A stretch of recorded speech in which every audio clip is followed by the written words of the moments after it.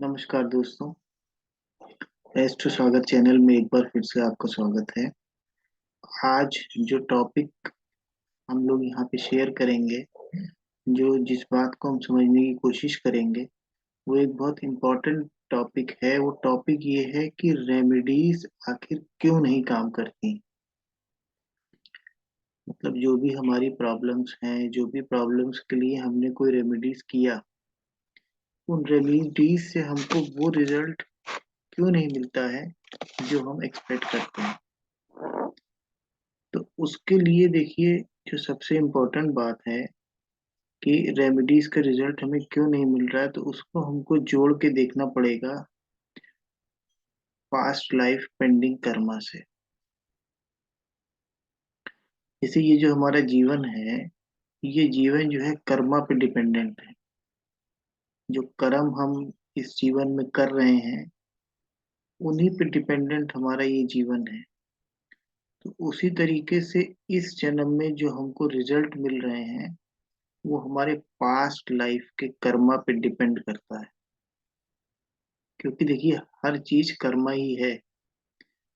ये जन्म ही हमारा इसलिए हुआ है कि हमारे कुछ कर्म बाकी रह गए थे, जिसको कि भोगने हम इस जन्म में आए हैं।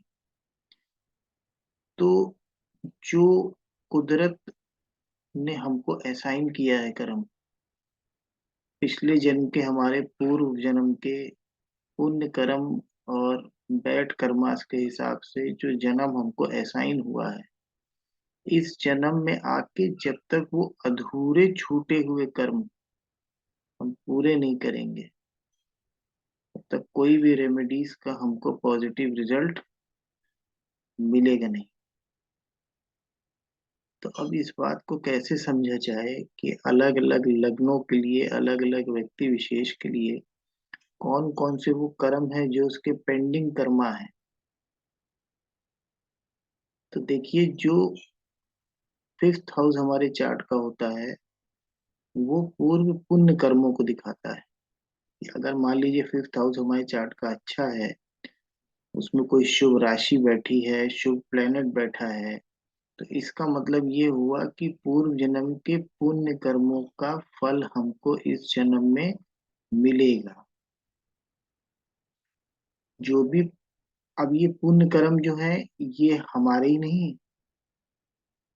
वो कहावत आपने सुनी होगी ना कि दादा खरीदे पोता बरते। उसी तरीके से जो दादा ने कर्म किए हैं, उसके भी पुण्य कर्म और बैड कर्म हमको इस जन्म में यहाँ पे भोगने हैं। इसीलिए ये बात कही जाती है कि अपने कर्मों को अच्छा रखिए। कर्म हमारे अगर अच्छे होंगे, हमारी आगे आने वाली पीढ़ी भी उसका लाभ उठाएगी। और कर्म अगर हमारे खराब होंगे, तो हमारे आगे आने वाली पीढ़ी भी उन कर्मों से निश्चित कोई ना कोई समस्या से घिरेगी। तो अब देखिए, इस टॉपिक को यहाँ पे आगे बढ़ाते हुए एक बात ये हम लोग समझते हैं कि हमारे चार्ट के जो 1, 4, 7, 10 हाउसेज जो होते हैं, जिनको हम केंद्र हाउस कहते हैं, और 1, 5, 9 जिनको हम त्रिकोण हाउस कहते हैं, इनके अलावा जितने भी हाउसेज हैं, वो सब हमारे पास्ट कर्मा को दिखाते हैं। कहीं ना कहीं, किसी न किसी तरीके से वो हमारे पास्ट कर्मा से लिंक होते हैं। और जहां पर वो साइन चले जाते हैं, जो पास्ट कर्मा को दिखाते हैं, जहाँ पे वो राशियां चली जाती हैं, वहीं से हमको उन पास्ट कर्मा को बारे में पता चलता है। क्योंकि पास्ट कर्मा साइन का मतलब क्या हुआ कि पास्ट के कर्म अभी बाकी हैं, अभी उनको पूरा करना है। लेकिन वो जो राशियां हैं, वो जिन घरों में बैठी हैं, उनको पास्ट कर्मा को प्रॉपर वे में यूटिलाइज करके सही करना भी इतना आसान नहीं होता है। क्योंकि वो लोग हमको अपने पास नहीं आने देंगे इतनी जल्दी। क्योंकि उन अधूरे कर्मों की वजह से ही तो हमने ये जन्म लिया है। तो अगर हम उन अधूरे कर्मों को चाहे कि बहुत जल्दी निपटा दें, तो वो भी पॉसिबल नहीं होता है।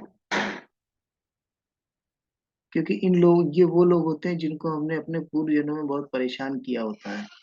तो जिन लोगों को हम पूर्व जन्मों में बहुत परेशान करके आए हैं, बहुत प्रॉब्लम दे के आए हैं, तो इतनी आसानी से थोड़ी ना वो लोग हमको जाने देंगे। वो कर्म इतनी आसानी से हमारे बैलेंस नहीं होंगे। तो क्या होता है, वो लोग हमें अपने पास नहीं आने देते हैं।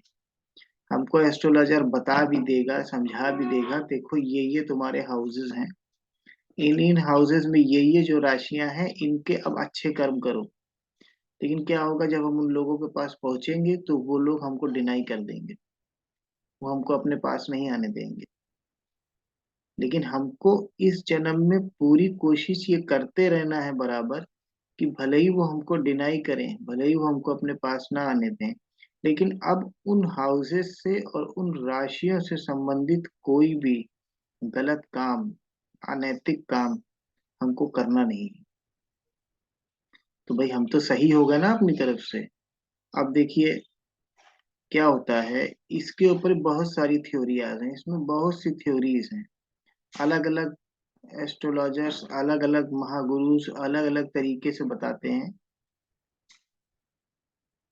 लेकिन पॉइंट सबका करीब करीब एक ही होता है। पॉइंट क्या होता है कि फिफ्थ हाउस पूर्व जन्म के पुण्य कर्मा है, जिसमें एंसिस्टर्स के पुण्य कर्मा भी जुड़े हुए हैं। और सिक्स्थ हाउस पास्ट लाइफ के पेंडिंग कर्मा है, वो कर्म है। सिक्स्थ हाउस भी मान लीजिए और 6 नंबर राशि कन्या राशि भी मान लीजिए, ये वो कर्मा है जो हमको करने हैं, जो हमारे अधूरे कर्म हैं। जब तक हम उन कर्मों को नहीं पूरा करेंगे, हमें अपने जीवन में वो सफलता प्राप्त नहीं होगी जिसकी हम अभिलाषा रखते हैं। तो अब आइए यहाँ पे अलग अलग 12 लग्नों के हिसाब से एक बार समझने की कोशिश करते हैं कि हर लगन के लिए कौन सा पेंडिंग कर्मा है और उस कर्मा को कैसे प्राप्त किया जा सकता है। देखिए सबसे पहले नंबर पे आता है मेष लगन। अब मेष लगन का आप सिक्स्थ हाउस देखिए, मेष लगन के सिक्स्थ हाउस में ही, मेष लगन मतलब 1 नंबर लगन, सिक्स्थ हाउस में ही 1 नंबर राशि, 6 नंबर राशि आ रही है, कन्या राशि। तो अब यहाँ पे क्या है कि इसके लिए पूर्व जन्म के जो अधूरे कर्म हैं, क्या है, वो है सर्विस, मैटरनल आंट के लिए उसके कर्म, और फादर के बिजनेस के लिए उसके कर्म।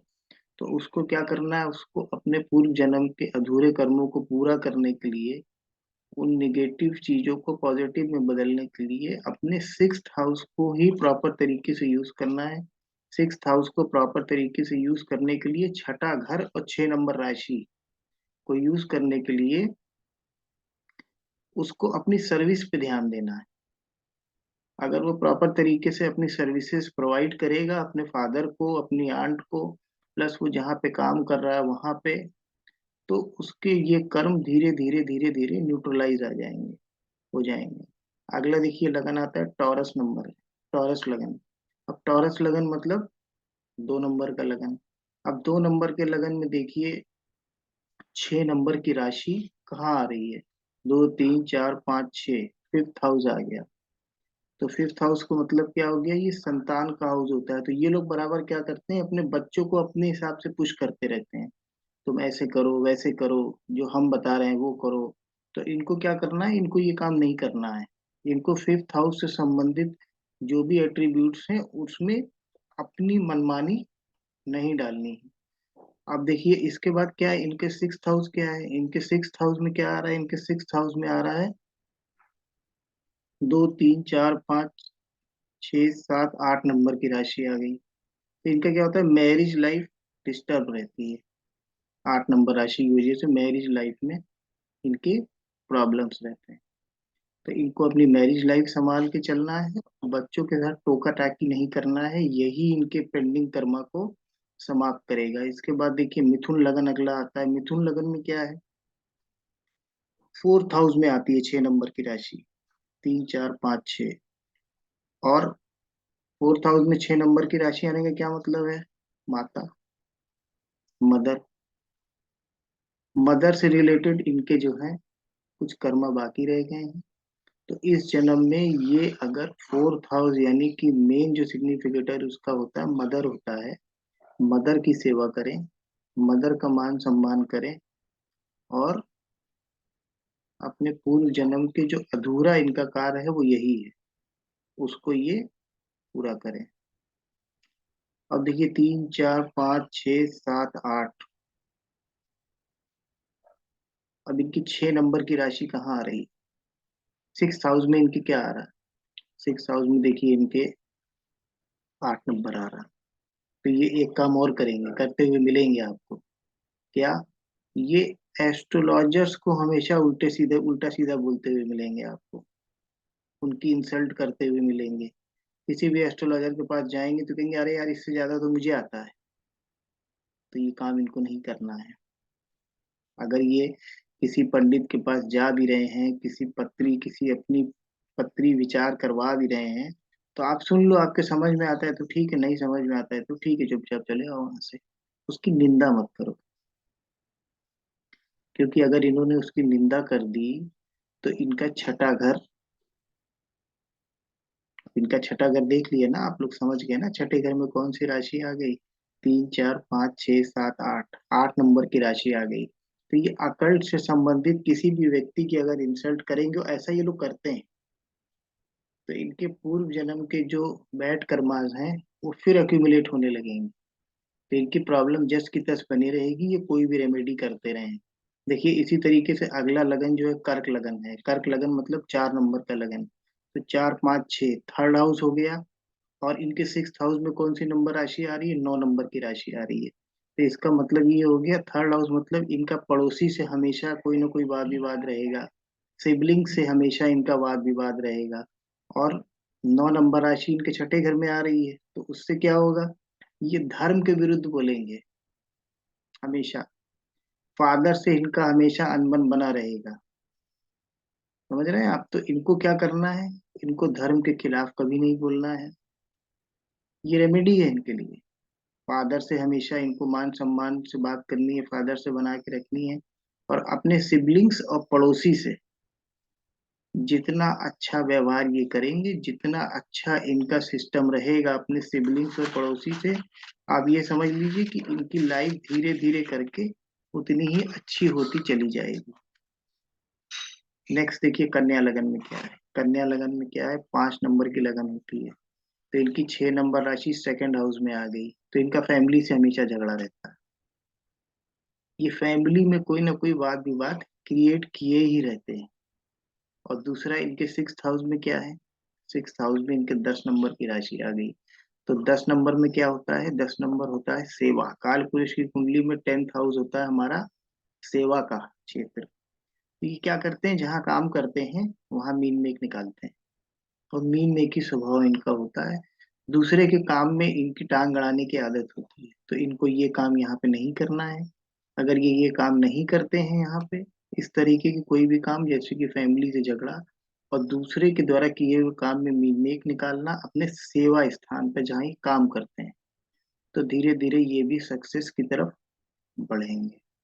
उसके बाद देखिए कन्या लगन। अब कन्या लगन का तो जन्म ही पेंडिंग कर्मा है। 6 नंबर की लगन है और लग्न में बैठा, मतलब लग्न में उनके 6 नंबर है। तो इनको क्या करना है? भैया सबकी सेवा करो। और 6th हाउस में 11 नंबर राशि, भाई की सेवा करो। अब इनकी क्या आदत होती है? इनकी आदत ये होती है कि ये भाइयों के प्रॉफिट की बहुत बात करते हैं। देखो वो इतना कमा रहा है, देखो उसको इतने पैसे मिल रहे हैं। तो इनको क्या करना है? प्रॉफिट से रिलेटेड कोई बात करनी नहीं है। अगर ये प्रॉफिट में पड़ गए कि वो इतना कमा रहा है, मैं नहीं कमा पा रहा हूँ, वो कुछ नहीं करता है तो इतना पैसा पा रहा है, मैं बहुत कुछ करता हूँ तो इतना पैसा पा रहा हूँ, तो बस यहीं पे इनका विनाश है। ये पूर्व जन्म के जो इनके बैड कर्मा है, समझ लीजिए इस जन्म में भी पूरा 100% वर्क कर रहे हैं। फिर ये अगला जन्म भी लेंगे तो यही कर्मा इनको मिल जाएगा वापस, कि अब भैया फिर से आप इस कर्म को भोग लो। तो इनको क्या करना है? इनको मेडिटेशन करना है। ये मेडिटेट करें, अपने मन को शांत रखें और सेल्फ सर्विस करें। अगर ये सेल्फ सर्विस करेंगे, मेडिटेशन करेंगे, भाइयों अपने भाई के प्रॉफिट से नहीं जलेंगे और सबकी सेवा करेंगे, तो इनकी लाइफ धीरे धीरे सेटल हो जाएगी। अब इसके बाद देखिए तुला लगन। तुला लगन में क्या है? 6 नंबर राशि कहाँ चली गई? 12th हाउस में चली गई। और 6th हाउस में कौन सी राशि आ गई? 12 नंबर की राशि आ गई। तो तुला लगन वालों में एक विशेष आदत होती है कि ये बेडरूम में क्वेरल करते हैं। दूसरों के बेडरूम की बात करेंगे, अपने बेडरूम में झगड़ा करेंगे, धर्म और मेडिटेशन के बारे में उल्टा सीधा बोलेंगे। तो इनको धर्म और मेडिटेशन के बारे में कुछ नहीं बोलना है, अपने बेडरूम में दूसरे के बेडरूम की बात नहीं करनी है, और अपने बेडरूम में किसी भी तरह का कोई क्वेरल नहीं करना है। अगर ये इतना करते हैं तो इनका पूर्व जन्म का जो कर्मा है, बैड कर्मा है, वो धीरे धीरे न्यूट्रलाइज हो जाएगा। यही इनकी रेमेडी है। इसके बाद ये इनके चार्ट्स में जो भी रेमेडीज की जरूरत है, जैसे ही ये उन रेमेडीज को करना शुरू करेंगे तो इनको उसके पॉजिटिव रिजल्ट मिलना शुरू हो जाएंगे। अब इसके बाद आता है स्कॉर्पियो असेंडेंट, 8 नंबर की लगन। स्कॉर्पियो असेंडेंट में देखिए क्या होता है, 6 नंबर राशि जो आती है वो 11th हाउस में आती है, और 6th हाउस में आती है 1 नंबर राशि। तो ये क्या होता है, स्कॉर्पियो लगन वाले अधिकतर ऐसा देखा गया है, ये थोड़ा सा झगड़ालू प्रवृत्ति के होते हैं शुरुआत में, और पड़ोसी से झगड़ा करेंगे, भाई से झगड़ा करेंगे। तो इनको क्या करना है, इनके साथ भी वही बात है, गेन्स की बात मत करो, अपने काम की बात करो, गेन्स की बात मत करो। और जो 6 नंबर राशि आपके 11th हाउस में आई है तो वो प्रॉफिट एंड गेन्स है। उसके अलावा वो क्या है, उसके अलावा वो आपका सोशल सर्किल है। तो आपको अपने सोशल सर्किल में बहुत अच्छे से रहना है। अगर आप सोशल सर्किल में गलत करते हो किसी के साथ, तो फिर आप समझ लो आप पूर्व जन्म के जो कर्म हैं उनको फिर से आपने आगे बढ़ा दिया। और दूसरा, अपनी प्रवृत्ति को आप चेंज कर लो। आप नतमस्तक रहो हमेशा, सामने वाले की अधिक से अधिक ब्लेसिंग्स लेने की कोशिश करो। अगर इस बात को आप अपने दिमाग में बैठा लेते हो तो आपके पूर्व जन्मा के जो बैड कर्मा है वो न्यूट्रलाइज होने में समय नहीं लगेगा। इसके बाद अगला लगन हमारा आता है 9 नंबर का लगन। 9 नंबर के लगन में क्या है, 9, 10, 11, 12, 1, 2, 2 नंबर की राशि आ रही है 6th हाउस में, और 10th हाउस में 6 नंबर की राशि आ रही है। तो 6th हाउस में 2 नंबर की राशि आने का मतलब है, फिर वही बात हो गई, ये फैमिली को लेके और फूड को लेके हमेशा विवाद में रहते हैं अपने परिवार में। इनका जो मैक्सिमम विवाद परिवार में रहता है वो खाने पीने को लेके रहता है और अपने परिवार से रहता है। और दूसरा, इनके 10th हाउस में 6 नंबर राशि आने का मतलब है कि ये हमेशा अपने वर्किंग प्लेस पे किसी न किसी से झगड़ते रहेंगे, किसी न किसी से कोई विवाद करते रहेंगे। तो अगर ये अपनी इस इन दोनों आदतों को चेंज कर लेते हैं और वर्किंग प्लेस पे लोगों की हेल्प करें, फैमिली में खाने को लेके कभी भी कोई विवाद ना करें, तो इनके भी पूर्व जन्म के जो बैड कर्मास हैं वो धीरे धीरे न्यूट्रलाइज हो जाएंगे। अब इसके बाद देखिए 10 नंबर का जो लगन है, 10 नंबर के लगन में क्या होता है, 9th हाउस जो है, 10, 11, 12, 1, 2, 3, एक तो तीन, इनके 6 नंबर हाउस में 3 नंबर राशि आ रही है, और 9th हाउस में इनके जो राशि आ रही है वो 6 नंबर की आ रही है। तो फिर इनका वही है कि 3 नंबर में अगर इनका 3 नंबर में इनकी अगर 6 नंबर, 6th हाउस में 3 नंबर की राशि आ रही है, इसका मतलब है इनको सेवा करनी है, ये सेवा करें। और 9th हाउस से रिलेटेड ये क्या करें, धर्म, गुरु और फादर का मान सम्मान करें। अगर ये ऐसा करते हैं तो इनका भी धीरे धीरे करके, इनकी समस्याएं भी धीरे धीरे करके कम हो जाएंगी। जो इनको पूर्व जन्मों के अधूरे कर्म हैं, इनके जो इनके सिंस हैं पूर्व जन्म के, वो धीरे धीरे न्यूट्रलाइज होना शुरू हो जाएंगे।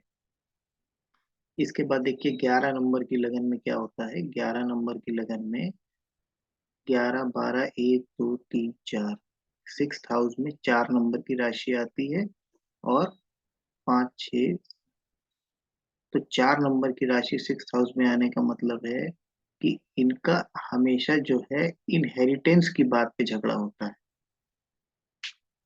तो इनको इनहेरिटेंस की बात नहीं करनी है, इनको कभी भी इन चक्करों में नहीं पड़ना है। अगर चलो प्रॉपर्टी मिल गई तो मिल गई, नहीं मिल गई तो नहीं मिल गई, कोई दिक्कत नहीं है। तो अगर ये इस तरीके से अपने आप को थोड़ा सा चेंज कर लेते हैं तो इनके भी पूर्व जन्म के कर्म धीरे धीरे न्यूट्रलाइज हो जाएंगे, और उसके बाद ये जो भी रेमेडीज काम में यूज करेंगे, वो रेमेडीज इनको अच्छे रिजल्ट देना शुरू कर देगी।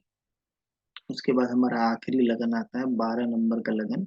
12 नंबर के लगन में आप देखिए, 12, 1, 2, 3, 4, 5, 6th हाउस में 5 नंबर की राशि आ रही है, और 7th हाउस में 6 नंबर की राशि आ रही है।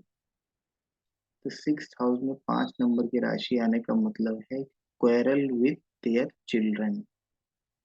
ये बच्चों की बात कभी नहीं समझते हैं। और 7th हाउस में 6 नंबर की राशि आने का मतलब है कि इनकी एक आदत होती है कि अपने पार्टनर से हमेशा झगड़ा करते हैं, वाद विवाद करते हैं, और उस वाद विवाद को बढ़ा के कभी कभी स्थिति तलाक तक भी आ जाती है।